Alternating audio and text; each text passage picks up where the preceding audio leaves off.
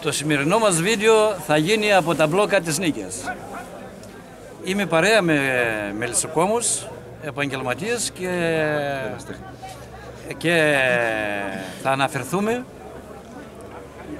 σε ένα θέμα που ήθελα να κάνω και αφορά όλο τον κλάδο, για την επεξεργασία του μελιού και για την οδηγία της Ευρωπαϊκής Ένωσης που αφορά στη διακίνηση του μελιού και στην Ελλάδα και σε όλη την Ευρώπη. Η οδηγία 2001 της Ευρωπαϊκής Ένωσης επιτρέπει την διακίνηση διηθημένου μελιού. Όταν λέμε διηθημένο μέλι εννοούμε ότι το μέλι έχει υποστεί φιλτράρισμα που έχουν αφαιρεθεί όλοι οι γυριόκοκοι. Αυτή είναι μία παγκόσμια τέχνη που μπορεί έτσι να διακινείται μέλι χωρίς να μπορούμε να ανακαλύψουμε την βοτανική του προέλευση, τη χώρα δηλαδή και τη χώρα που προέρχεται, και δημιουργεί πάρα πολλά προβλήματα στην παγκόσμια αγορά μελιού και είναι ο μεγαλύτερος αθέμητος ανταγωνισμός για τους μελισσοκόμους. Η επεξεργασία του μελιού έχει να κάνει με την κρυστάλλωση του μελιού. Όπως γνωρίζουμε, τα κρυσταλλωμένα μέλια δεν είναι στην κατανάλωση ακόμα, δεν έχουν εμπορική αξία, με την έννοια ότι ο καταναλωτής δεν προτιμά κρυσταλλωμένα μέλια. Θα πρέπει όμως να αποκτήσει τη γνώση για να τρώει το μέλι όσο το δυνατόν λιγότερο επεξεργασμένο. Υπάρχουν διάφορες τεχνικές. Είναι η τεχνική της παστηρίωσης. Τι σημαίνει παστηρίωση? Παστηρίωση σημαίνει ότι, και ορίζεται από το σύστημα HACCP, ότι θα θερμάνουμε το μέλι στους 71 βαθμούς για 1 λεπτό, ούτως ώστε να σπάσουμε τους κρυστάλλους της γλυκόζης που είναι υπεύθυνοι για την κρυστάλλωση του μελιού, δηλαδή οι πολυσωματώσεις των κρυστάλλων της γλυκόζης αποτελούν μεγάλους πυρήνες συγκέντρωσης και έτσι το μέλι κρυσταλλώνει πολύ γρήγορα όταν είναι βασικά προέρχεται και από μέλια που έχουν το ποσοστό της γλυκόζης πάνω από 30% όπως ξέρετε. Στην διαδικασία της παστηρίωσης, όταν γίνεται σωστά, το μέλι δεν παθαίνει πολύ μεγάλη ζημιά και ο χρόνος δηλαδή που διαρκεί 1 λεπτό στους 71 ή 30 λεπτά στους 60 ή και ενδιάμεσες καταστάσεις μπορεί να υπάρξουν, ας πούμε, ανάλογα με το χρόνο και με την θερμοκρασία, όπως ορίζεται από το σύστημα,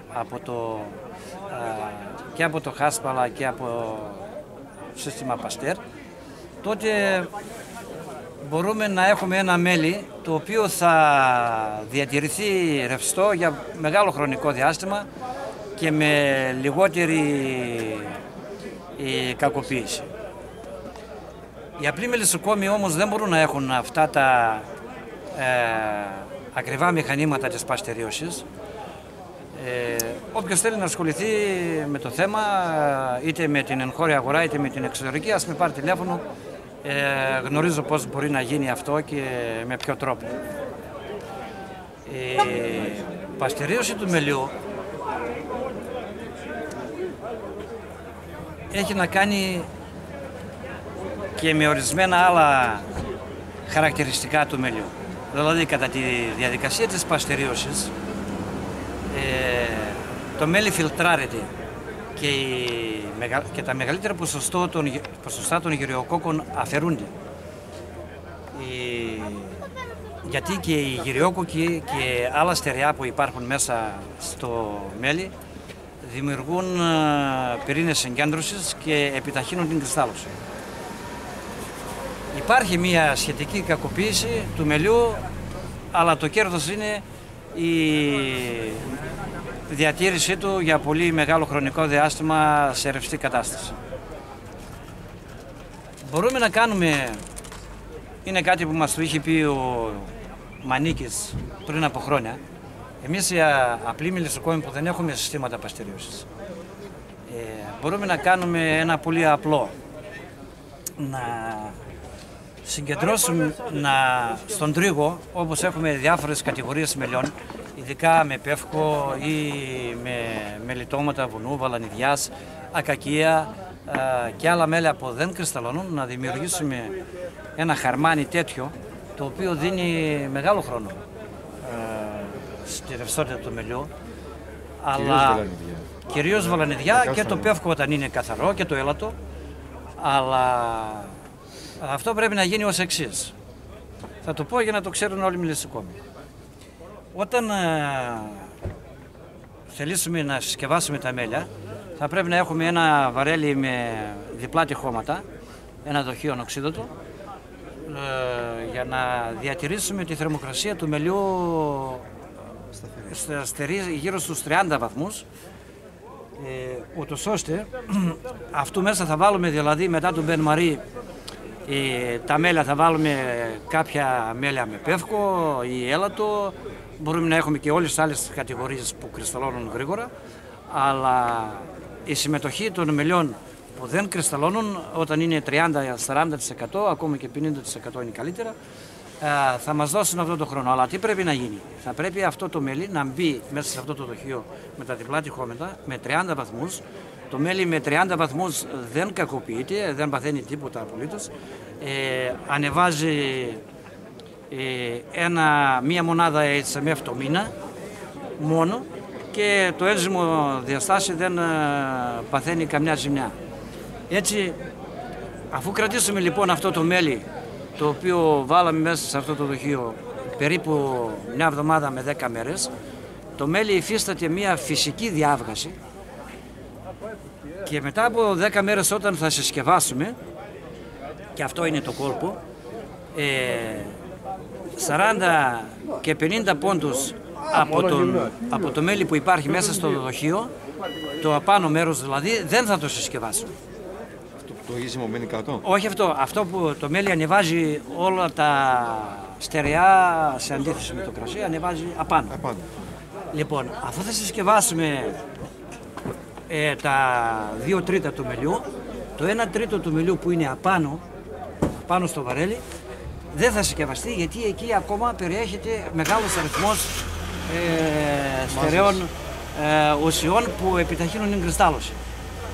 Θα συσκευάσουμε το καθαρό μέλι από κάτω. Έτσι, με αυτόν τον απλό τρόπο, διπλασιάζουμε, τριπλασιάζουμε και πενταπλασιάζουμε ακόμα το χρόνο κρυστάλλωσης. Το χρόνο που παραμένει καθυστέρησης κρυστάλλωσης. Ναι. Και αν είναι χαρμάνι, που περιέχει μέλια που έχουν χαμηλό το ποσοστό της γλυκόζης και κατεβάζουν το ποσοστό της γλυκόζης στο χαρμάνι, τότε αυτά τα μέλια μπορεί να διατηρηθούν έτσι και 1 χρόνο ακόμα ακριστάλλωτα. Όταν θα θελήσουμε να συσκευάσουμε νέα ποσότητα, θα ρίξουμε πάλι στο βαρέλι την καινούργια ποσότητα του μελιού και πάλι όταν θα συσκευάσουμε το μισό μέτρο από πάνω δεν θα το βάλουμε στα βάζα. Θα παραμένει δηλαδή αυτό το επάνω μέρος του όγκου, θα παραμένει πάντοτε ελεύθερο, θα ενσωματώνεται στο νέο χαρμάνι και πάλι το ίδιο. Και θα συσκευάζουμε πάντοτε διαυγασμένο μέλι. Τώρα, για αυτά τα διηθημένα μέλια που υπάρχουν στην Ευρωπαϊκή Ένωση και είναι πονοκέφαλος για όλα τα κράτη, δηλαδή τώρα εμπορεύουμε οι πολυεθνικές εταιρείες διακινούν μέλια τα οποία έχουν υποστεί πλήρη διήθηση, δεν υπάρχει τίποτα μέσα, γυριόκοκος κτλ. Ενώ στην παστερίωση υπάρχει ένα αρκετό μεγάλο ποσοστό γυριοκόκκων, γιατί δεν μηδενίζεται. Αυτά τα φίλτρα που χρησιμοποιούνται για την διήθηση του μελιού, για το υπερφιλτράρισμα του μελιού όπως λέγουμε, Είναι φίλτρα, λέγονται, είναι φίλτρα γης διατόμων, είναι ένα ορυκτό που περνάει το μέλι μέσα αυτό, ναι, το οποίο αφαιρεί τα πάντα. Μπορεί να αφαιρέσει αυτό το φίλτρο και μέχρι ένα μικρό γύρο, δηλαδή διαστάσεις ενός μικρού. Δεν υπάρχει τίποτα. Απλώς η οδηγία μπορεί να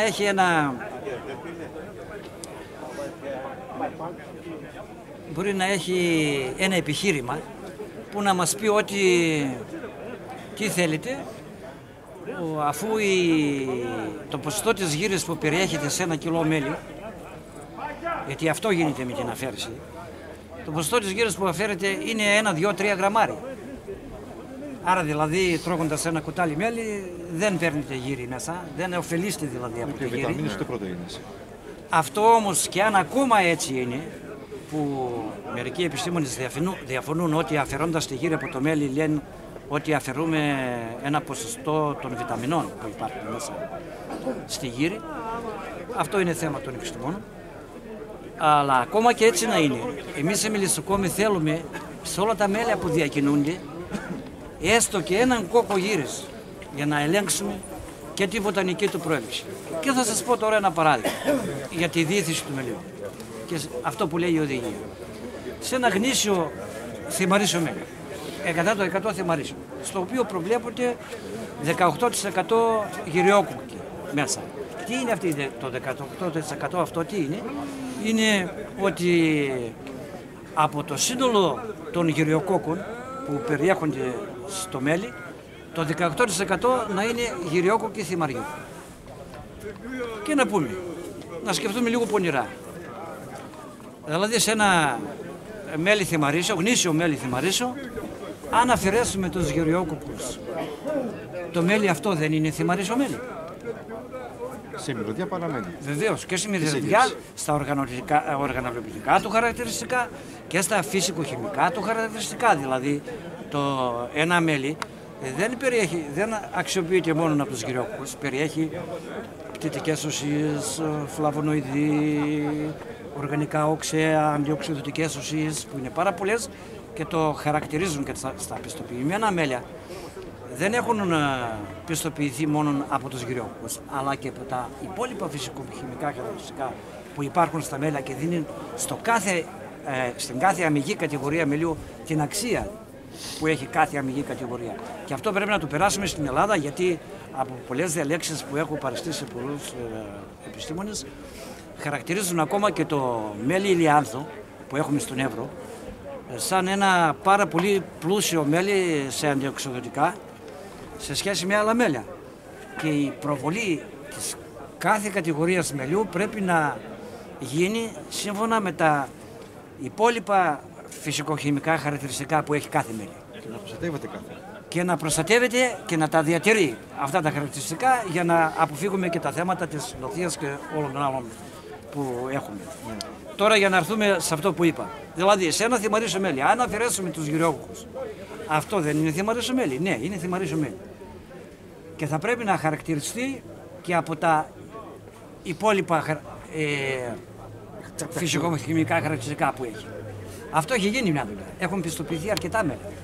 Και έχουν μπει και πολλά χαρακτηριστικά και τα πτυτικά χαρακτηριστικά της κάθε κατηγορίας μελιού και άλλα.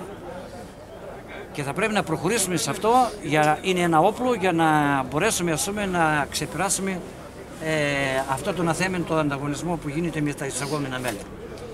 Τώρα, αν πάρουμε ένα μέλι ηλιάνθο και αφαιρέσουμε τις γύρες, δηλαδή κάνουμε τη διήθηση του μελιού και προσθέσουμε τεχνικά γύρες θυμαριού, γυριόκοκκους θυμαριού, σε μέλι ηλιάνθο. Αυτό το μέλι είναι θυμαρίσιο? Όχι βέβαια, δεν είναι θυμαρίσιο. Άρα δηλαδή αυτές οι αλχημίες πρέπει να φύγουν και να χαρακτηριστούν τα μέλια, και μάλιστα το εργαστήριο μελισσοκομείας έχει εδώ και από πολλά χρόνια, ακόμα ας πούμε με το μανίκι, και υπάρχουν αναφορές και έχουν γίνει πίνακες πάρα πολλοί για την κάθε κατηγορία μελιού και τι περιέχει κάθε κατηγορία μελιού. Εμείς λοιπόν στην Ελλάδα και είναι κοινή πλέον άποψη όλων, πρέπει να κατηγοριοποιήσουμε τα μέλια μας και να κάνουμε μία ετικέτα ελληνικού μελιού και να προστατεύσουμε τα δικά μας μέλια. Γιατί να πω και κάτι άλλο για τα διηθημένα. Γιατί τελευταία είχε γίνει και προηγουμένως που το είχαμε συζήτηση για τα γενετικά τροποποιημένα. Τα γενετικά τροποποιημένα με το σύστημα της διήθησης αφαιρούν τις γύρες. Έτσι, από αυτά. Και λέμε τώρα ότι έρχεται ας πούμε ένα προϊόν που είναι μέλι από γενετικά τροποποιημένα και δεν βρίσκουμε ιδιόκοκους γενετικών τροποποιημένων φυτών. Ούτε ελληνικούς. Ναι, αλλά το νέκταρ από το οποίο προήλθε το μέλι αυτό από γενετικά τροποποιημένα δεν έχει τα στοιχεία των γενετικά τροποποιημένων φυτών. Έτσι. Και βεβαίως θα έχει. Λοιπόν, αυτές οι αλχημίες πρέπει να τελειώσουν, να τα βάλουμε τα πράγματα στη σειρά, όλοι μαζί, όλος ο κλάδος, να γνωρίσει, ας πούμε, και την επεξεργασία του μελιού μέχρι πού μπορεί να τη φτάσουμε, ποια είναι τα ωφέλη μας και ποια στοιχεία μπορούν να καταστραφούν, γιατί υπάρχει μεγάλη άγνοια πάνω στο θέμα της επεξεργασίας του μελιού. Πάρα πολλοί μελισσοκόμοι που δεν γνωρίζουν, ιδίως μεγάλης ηλικίας, τώρα τα καινούργια τα παιδιά είναι διαβασμένα, είναι μορφωμένα, γνωρίζουν αυτά τα πράγματα, καταστρέφουν το μέλι εν αγνία τους. Δεν γνωρίζουν, δηλαδή βράζουν το μέλι για να το ρευστοποιήσουν και εν αγνία τους το καταστρέφουν και δεν γνωρίζουν. Αυτά πρέπει ας πούμε να τα προσέξουν και αυτοί, γιατί πολλοί από αυτούς καταστρέψαν το μέλι και μετά όταν τους πήραν δείγματα βρήκαν ότι το μέλι αυτό έχει καταστραφεί και τρέχαν στα δικαστήρια και πηγαίναν μάρτυρες για να τους γλιτώσουν, να πούν ότι δεν το ήξερα και δεν το έκανα. Λοιπόν, για το μέλι πρέπει να είμαστε πολύ προσεκτικοί. Στην Ελλάδα έχουμε το καλύτερο μέλι, πρέπει να το προστατεύσουμε, να κάνουμε την ετικέτα και όλος ο κλάδος θα έχει ένα τεράστιο συμφέρον, μια που τώρα οι χοντρικές τιμές του μελιού στην Ελλάδα είναι πολύ χαμηλές και έχουμε ένα πρόβλημα. Θα πρέπει να κοιτάξουμε την οργάνωση της παραγωγής, την αύξηση της παραγωγής μελιού, να βρουν και χιλιάδες άλλα νέα παιδιά δουλειά και οι εξαγωγές μπορεί να γίνουν άνετα, γιατί από επαφές που έχουμε με το Υπουργείο η αγορά, ιδίως της Ευρώπης, που είναι ελληματική σε χιλιάδες τόνους μελιού και εμείς πρέπει αυτό να το εκμεταλλευτούμε, να μπούμε σε τέτοιες αγορές με πολύ καλύτερες τιμές από αυτές που δίνουν σήμερα οι εταιρείες στην Ελλάδα και με ταυτότητα ελληνική. Και με ταυτότητα ελληνική και με ένα προϊόν το οποίο μπορεί να σταθεί στα καλύτερα σούπερ μάρκετ. Υπάρχουν Έλληνες μικροπαραγωγοί που εξάγουν σε αξιόλογα σούπερ μάρκετ και στο Λονδίνο και παντού και με 20 και 30 ευρώ το κιλό. Να προσέξουμε το προϊόν, να το οργανώσουμε, λοιπόν πάλι λέω, και να γίνει η μελισσοκομεία να αποτελέσει μια βαριά βιομηχανία στον πρωτογενή τομέα και να αποτελέσει πυρήνα ανάπτυξης και εξέλιξης του πρωτογενού τομέα και του κλάδου.